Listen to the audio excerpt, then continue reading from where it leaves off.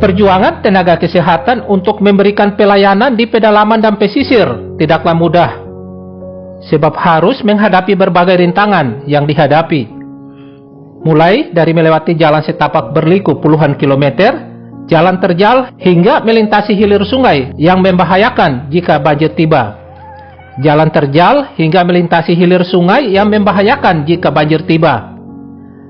Meski medannya berat, tak menyurutkan pengabdian mereka untuk memberikan pelayanan kesehatan kepada warga setempat.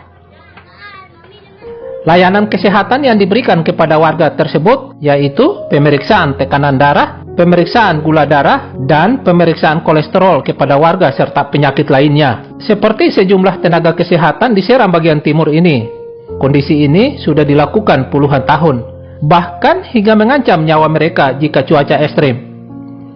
Jadi, kami seluruh nakes yang bertugas di Puskesmas Kilmuri itu agar bisa menjangkau seluruh wilayah kerja Puskesmas Kilmuri dalam memberikan pelayanan kesehatan kepada masyarakat itu dengan kondisi alam yang kurang bagus seperti ini tuh kami mau tidak mau harus jalan kaki. Kenapa? Kalau tidak seperti itu, otomatis masyarakat tidak akan mendapatkan pelayanan dari kami.